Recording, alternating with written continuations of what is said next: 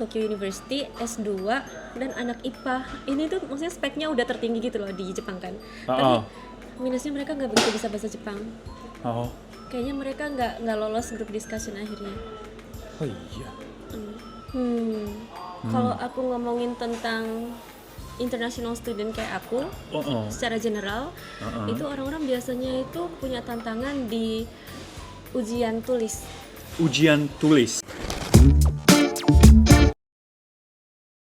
Welcome back to Pojok Mikia. Jadi hari ini juga mau interview cewek Indonesia yang udah lama ya tinggal di sini. Lama des. Lama tinggal di sini dan udah mau kerja ya di Jepang. Iya. Siapa namamu? Aku Gina. Kenalin dulu yang singkat. Oke, perkenalkan nama aku Gina. Aku lulusan Hitotsubashi University. Wow. Sekarang aku S2 di universitas yang sama. Dulu pas S1 aku dapat beasiswa dari Max. Terus aku sekarang belajar tentang social science. Oh, social science. Yes. Shakai Shakaigaku desu. Shakaigaku. Hai. Oh, Shakaigaku itu kayak semacam apa sih? Belajar apaan? Macam-macam sih, ada yang belajar tentang history, ada yang belajar tentang hubungan internasional.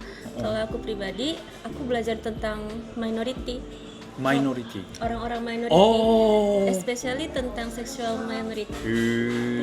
Tapi pekerjaan yang aku cari pas job hunting ini nggak ada hubungannya sama sekali dengan jurusan aku. Jadi hari ini aku udah siapin beberapa pertanyaan tentang kerja. Ya kamu belum kerja, tapi ya lebih fokus ke job hunting gitu. Jangan kayak terlalu serius gitu, santai aja.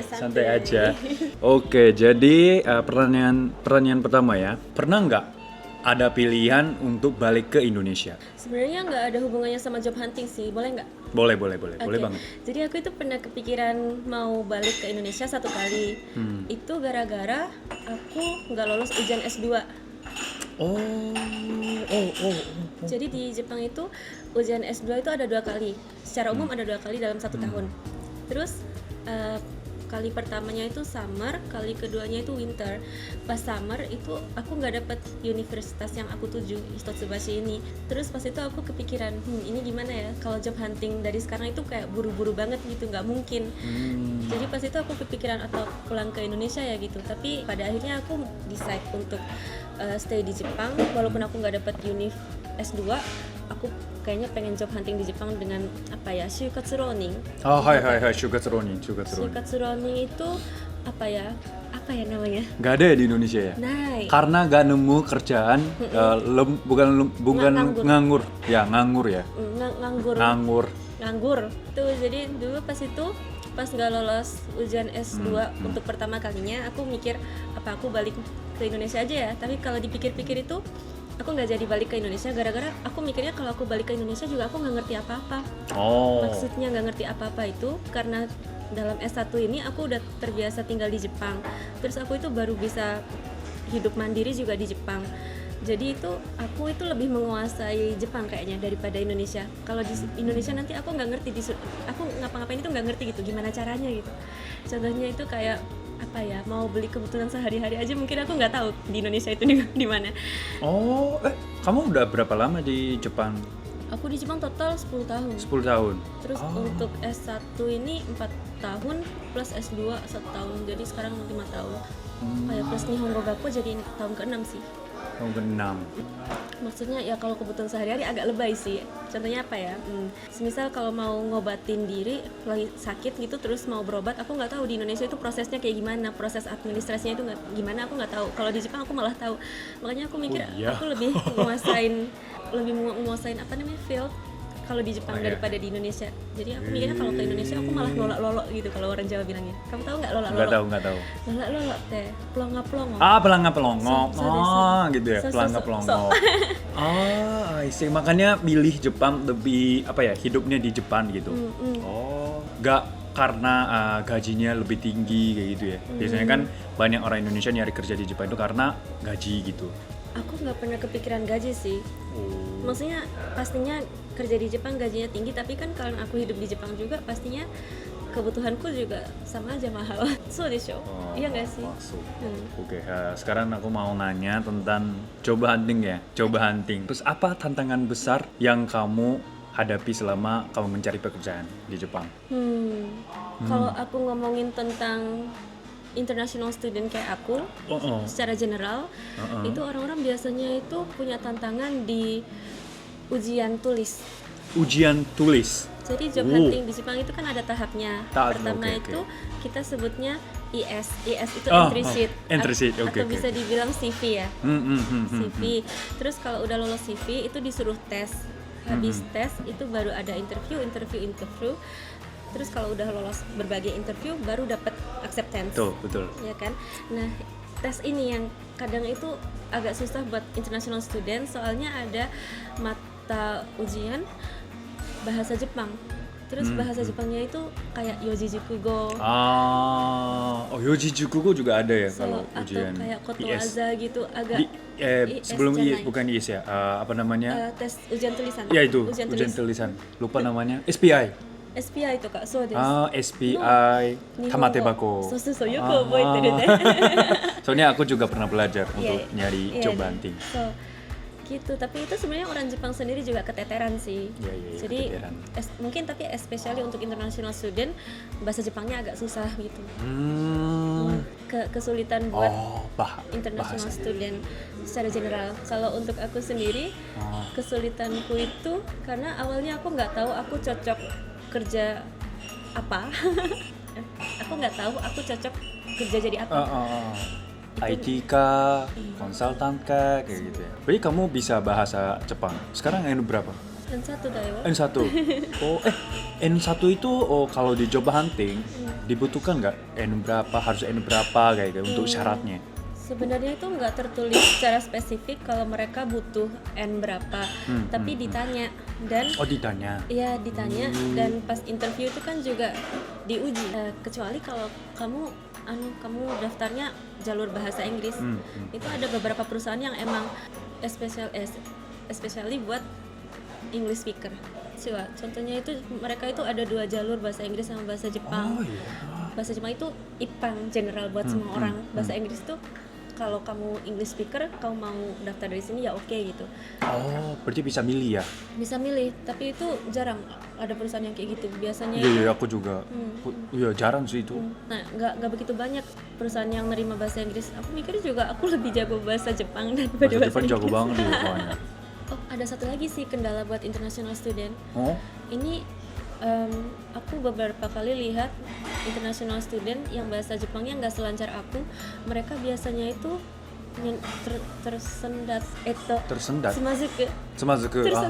terhambat di Indonesia terhambat di bagian group discussion. Pas group discussion soalnya gimana pun nggak nguasain bahasa Jepang. Jadi walaupun kamu punya N1 tapi kalau interaksi kurang oke, nggak bisa ngomong secara refleks, pas group discussion itu gimana pun kalah gitu. Soalnya ngapain juga waza-waza itu apa ya? Waza-waza ambil orang luar negeri. Kalau mereka nggak bisa nyesuaiin diri dengan lingkungan Jepang. Ini real banget ya. Real banget. Gitu, aku ngomong agak jahat sih. Kemarin itu aku ada group discussion sama anak Tokyo University. Tokyo University kan pokoknya paling atas ya di Jepang. Orang Jepang? Enggak. Mereka orang luar negeri juga sama kayak aku. Aku ketemu mereka itu di group discussion. Terus dua-duanya itu Tokyo University, S2, dan anak IPA. Ini tuh maksudnya speknya udah tertinggi gitu loh di Jepang kan. Tapi minusnya mereka nggak begitu bisa bahasa Jepang. Kayaknya mereka nggak lolos group discussion akhirnya. Iya. Walaupun punya N1 tapi kalau nggak bisa ngomong ya. Kalau bisa ngomong pun kalau opininya itu nggak sesuai tema atau nggak sesuai group discussion, itu juga nggak diterima ya. Wah, untung kamu lancar bahasa Jepang. Oke, jadi kalau kamu selama job hunting, apa yang paling mengejutkan atau berkesan saat wawancara? Kayak pertanyaan aneh atau kayak gimana ya? Pokoknya yang aneh atau itu gimana? Pertanyaan aneh. Salah satu yang baru aku tahu pas job hunting ini ada yang namanya interview case study. Case study. Oke. Sebenarnya bukan sesuatu yang mengejutkan sih, cuma susah aja. Ya, susah banget nih case study itu ada di pas ikut wawancara untuk perusahaan konsultan ya, lebih ke konsultan ya. Cuma kalau untuk consulting firm emang ada banyak ya. case study. Tapi Case kalau study. untuk perusahaan perusahaan meka produsen ya sebenarnya. Kayak contohnya nggak ada kayak Panasonic, Sony gitu nggak ada case study. Oh gak ada. Oh iya. Soalnya mereka kan jual produk, bukan jual orang. Apa sih kok jual orang sebutannya? Pabrik. Orang kojo, yang maker maker. Yang bikin produknya ya. Khusus case study itu ya untuk penonton yang kalau yang belum tahu ya, case study itu dikasih tema terus kita discussion untuk solusi masalah itu gitu. Tapi setahu aku di Indonesia juga ada kok. Oh ada ya case Harusnya. study. Itu juga khusus konsultan. Aku kurang tahu. Aku cuma pernah lihat di Twitter sih. Oh. Katanya tiba-tiba kok pertanyaannya aneh di interview, ditanyain gimana caranya menaikkan harga kayak gitu. Aku mikir pas aku baca itu di Twitter, ini kan namanya case interview, kok orang ini terkejut sekali aku gitu. Berarti di Indonesia juga ada ya guys. Komen ya kalau ada yang pernah pengalaman nih. Aku juga pernah coba hunting di Jepang. Itu tuh pakai aplikasi rekrutmen atau agent gitu ya. Kamu kalau pakai apa aja sumber informasi atau layanan yang membantu kamu dalam mencari kerja gitu ya, informasi atau informasi tentang perusahaan, seminar kayak gitu, itu tuh dari mana gitu? Yang paling aku pakai itu ada 2, namanya Type Shukatsu sama One Career. One Career. One Career tahu? Yang satu apa? Type Shukatsu. Type Shukatsu. Baru tahu. Tapi itu kayaknya kebanyakan orang lebih pakai Mynavi. Mynavi tahu. Mynavi sama Recruito. Iya, itu lebih terkenal sih. Cuma aku lebih prefer pakai Type Shukatsu sama One Career aja. Kayak gimana sih kenapa kamu nggak pilih yang yang populer gitu loh aplikasi? Mynavi gitu ya. Soalnya mereka itu juga terlalu banyak informasi sih kalau kata aku. Jadi itu perusahaan-perusahaan yang nggak aku minati, perusahaan kecil yang mohon maaf aku nggak minati itu juga mereka ada informasinya, jadi kayak terlalu banyak informasi. Kalau One Career sama Type Shukatsu itu cuma ada informasi mengenai perusahaan-perusahaan gede gitu. Kadang-kadang ada sih perusahaan vendor, tapi nggak sebanyak Mynavi. Berarti bisa fokus satu bidang yang kamu mau ikut. Bidangnya gitu ya? Ya menurutku gitu sih. Baru tahu Type Shukatsu. Tadi Mynavi sama Recruit itu, especially di Recruit itu mereka itu suka bocorin informasi. Pernah dengar nggak sih? Nggak tahu. Jadi orang-orang Recruit itu perusahaan Jepang ya, yang menangani tentang sumber daya manusia. Biasanya mereka ngebantu job hunting, ngebantu orang untuk pindah job ya. Mereka itu suka bocorin informasi, aku dengarnya. Bocorin informasi itu maksudnya kayak dapat informasi dari student terus bocorin. Jadi contohnya ya, kan ada student, kan kita semua gimana ya, kita semua job hunting. Jadi kita semua itu suka bohong ke perusahaan. Kita bilangnya perusahaan Anda adalah perusahaan yang ingin saya tuju nomor 1 untuk diterima ya. Iya, tapi nyatanya nomor 1ku itu ada banyak gitu loh. Jadi gebetanku itu nggak cuma 1. Iya betul. Kan belum resmi kerja. Apa sih kalau istilah Indonesianya kan janur kuning belum melengkung. Janur kuning. Jadi gebetanku itu ada banyak. Terus Recruit itu orang-orang dari Recruit itu suka bocorin itu ke perusahaan, itu mahasiswa itu katanya udah keterima loh dari perusahaan itu. Kalau Anda menerima mahasiswa itu sekarang, ada kemungkinan nanti Anda dicampakkan kayak gitu loh. Tahu nggak sih? Baru tahu. Tapi ini uas saya humor. Tapi dulu kayaknya pernah kok ada beritanya kalau Recruit itu emang ngebocorin. Recruit Mynavi? Recruit toh. Emang ngebocorin informasi. Serius? Terus baru ini tahu. Tuh salah satu pengalaman aku sendiri. Dulu itu aku itu lagi tahap screening. Salah satu consulting aku itu juga pas itu screening di perusahaan lain.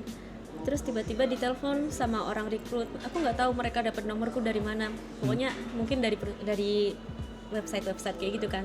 Ditelepon terus ditanyain, Jinasang, kamu sekarang lagi screening Anda lagi screening di Cambridge Technology ya gitu. Terus aku bilang iya Bu.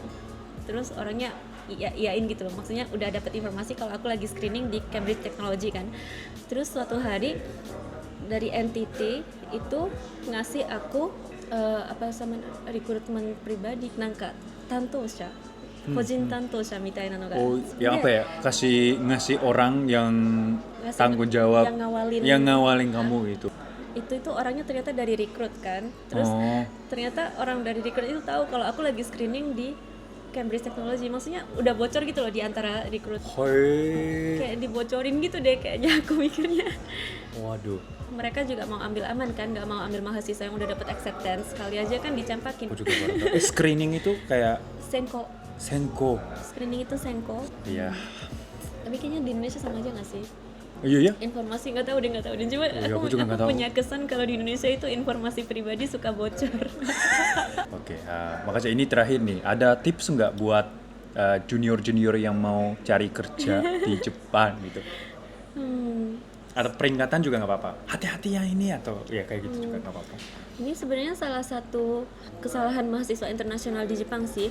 Biasanya itu anak-anak mahasiswa internasional job huntingnya itu agak lama startnya. Mereka kayak santai slow gitu. Padahal job hunting itu harusnya dimulai dari Maret tahun ketiga atau enggak kalau S2 Maret tahun pertama. Setahun yang sebelumnya ya. Iya. Minimal. Kalau semisal emang nggak ngincer perusahaan yang gede-gede banget nggak apa-apa sih, woles santai gitu nggak apa-apa. Ini nih sekarang kan aku lagi tahun kedua S2 dan ini bulan Maret ya. Bulan Tapi Maret. itu masih ada international student yang belum mulai job hunting. Waduh. Tapi kayak Ya banyak sih. di udah Jepang. banyak perusahaan Banyak. udah banyak perusahaan gede yang udah tutup gitu, udah nggak nerima. Jadi biasanya international student itu agak lemot, agak santai. Mungkin masih pengen nikmatin Jepang kali, Iya, masih iya. pengen jalan-jalan. Tapi kalau semisal job huntingnya lama, itu resikonya itu ya mungkin masuk ke perusahaan kecil atau perusahaan venture atau enggak ya itu apa tadi nganggur setahun. Ada case-nya juga, emang aku punya kenalan yang orang international student juga dari Baito aku, dia itu Shukatsu Ronin, nganggur setahun itu kayaknya gara-gara lama job hunting juga. Akhirnya dia itu ambil visa Tokubetsu Katsudo. Tokubetsu Katsudo visa, terus dia netap di Jepang, terus kerja sambilan buat bayar rumah, bayar apartemen kan, sambil job hunting. Jadi agak keteteran juga dianya, susah gitu. Emang harus siapin dulu ya mentalnya ya dari sebelumnya gitu ya. Ya gitu guys. Parah banget hidup di Jepang, susah. Tapi katanya job hunting di Jepang lebih gampang loh daripada di Inggris. Oh iya. Temanku itu ada yang waza-waza balik ke Jepang, job hunting di Jepang, milih kerja di Jepang, soalnya di Inggris susah banget katanya cari kerja. Terus aku juga kayak dengar cerita dari teman-temanku di Indonesia, itu di Indonesia juga susah ya cari kerja. Di Jepang kayaknya asal lulusan univ bagus, terus nggak lemot-lemot banget job huntingnya, dapet sih. Terima kasih ya Gina hari ini udah Komentar kasih banyak. arigatou gozaimasu. Banyak pengalaman. Kalau kamu udah masuk perusahaan, aku mau interview kamu lagi ya, biar share pengalamannya di Jepang gitu. Terima kasih banyak udah nonton sampai sini. Kalau ada yang tertarik video ini, jangan lupa subscribe dan komen dan share ke teman-teman kalian yang mau kerja di Jepang atau mau apa? Mau main mampir ke Jepang, ke Tokyo. Terima kasih banyak. Dadah.